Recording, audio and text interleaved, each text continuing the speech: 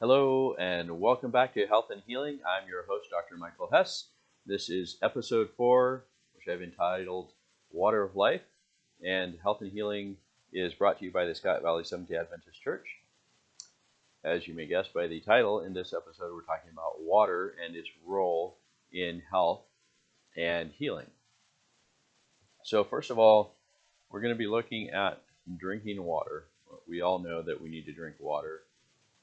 I think we all know that. Some of you may think that you can just drink soda and get by with that, but actually drinking water is better for you. I won't even go into the research on the dangers of drinking soda, but we're going to talk about drinking water. You've probably heard that you should drink 8-ounce glasses of water every day. We'll come back to that in a minute, but just first a review of the benefits of proper hydration. The first benefit, which is probably the most strongly supported in the literature, is an increase in physical performance. So if you drink more water, you perform better physically. And of course, runners and professional athletes know this, and there's been a significant amount of research done among military personnel, where of course the military has an interest in getting better performance from soldiers and Marines and airmen and whoever's in the military. So that's a significant area of research that's been very well documented for many years now, and I can personally attest to that as well. Another well documented and well researched benefit of drinking water is that it increases the ability to lose weight. So for those of you that may be trying to lose weight, getting adequate hydration will make that process easier. And it improves immune function. There's a significant amount of research on that as well. And finally, I'll mention headaches. So this has been some people call it a myth that's been out there for a long time, that drink water reduces a headache, but the research actually does show that drinking water will reduce the severity and the length of headaches. So for all of these reasons, it's important, and for other reasons, it's important to get adequate water intake. So the 8 glasses of water a day is sort of a rough estimate. If you really want to know how much water you need to drink, I'm going to say the best way that I've found after years in practice in medicine is for people to look at their urine. So your urine should be clear most of the time. Now, of course, first time in the morning, it's probably going to be a little darker as you've been sleeping all night and not drinking, hopefully. But as you get into the day, you start hydrating. And I do recommend probably one of the first things you should do in the morning when you get up, probably need to pee, but then also start the rehydration process. So drinking some water first thing in the morning is a good way of getting your GI system kind of woken up and ready for the day and get you started on that hydration process. So check your urine. It should be clear most of the time throughout the day. If it's not, you either need to drink more water or you may have some sort of medical problem. So if you have difficulty with that, please check with your doctor or your health professional on that. And of course, if you're taking medications because of high blood pressure or congestive heart failure, things like that, please talk with your doctor before changing anything. All right, another use of water, which some people may not think of, but which turns out to be very important, and there's a lot of research on this now, is for bathing and heat application. So I'm going to skip the bathing. Hopefully, most of us that are listening to this understand that cleanliness is important for our health, and you bathe regularly. And we're going to be talking about heat application or heat and cold application using water. So traditionally, this has been called hydrotherapy. And as you probably know, there's a long tradition in many cultures around the world of heat treatment or steam treatments. And of course, in North America, these have been called sweat lodges. In Europe, it's called a sauna. And it often involves heat and steam and often cold exposure, whether it be the ice bucket or jumping in the fjord or rolling in the snow, all of those sorts of things. So there's been a bit of research on this, and it's really interesting, the benefits of sauna treatment. And so we're going to use the sauna because that's where we have the most research. So there was a study done. I'll put the links in the description below. I'm just going to reference two studies, but there's been a lot of them over the last 15 years or so. One study of about 2,300 middle-aged men showed that there was a 66% reduction in the risk of dementia by taking 4 sauna treatments a week.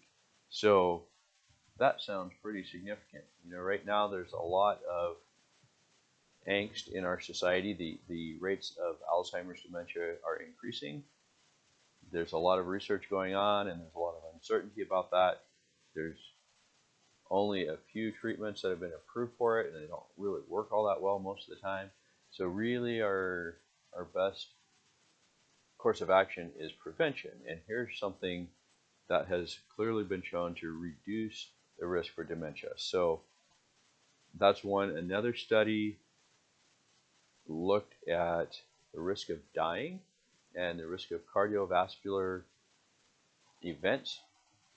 And this was interesting. Again, using the number of 4 or more sessions per week. Although in the studies, there's more detail if you want to look at.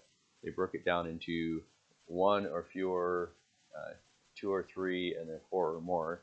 But they found that men who had 4 sessions a week in the sauna had a 40% reduction in all-cause mortality during the length of the study.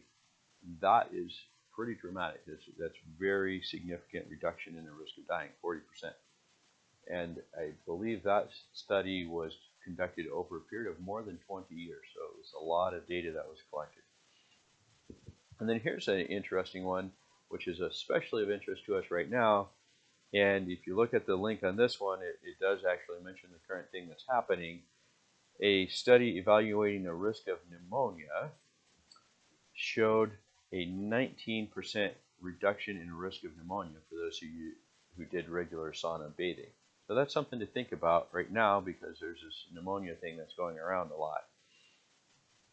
19% reduction with regular sauna bathing, as is called in some of the studies.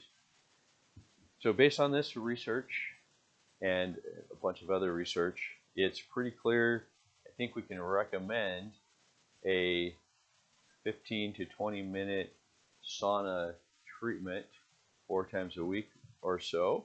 Will have significant benefits to longevity and wellness. And then one other thing I want to add to that, and that is the concept of contrast between the hot and the cold. And so some sauna treatments traditionally is hot and then ending with cold. There has been a number of studies looking at contrast with hot and cold and how that affects our body. I'm not going to get into the studies today, but I will just recommend to you that if you feel that you're sick, or if you're beginning to come down with a cold or some other viral infection, that's a good time to do a contrast treatment.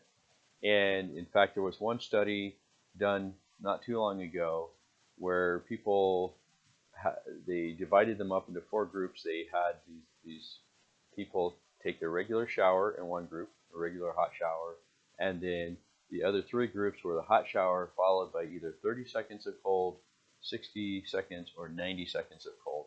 And what they found was that any of those levels of cold water at the end of a regular hot shower reduced the risk of losing days due to calling out sick. So that was quite interesting. So it's as little as 30 seconds of contrast between the hot and then 30 seconds of cold reduces your risk for having to call out sick.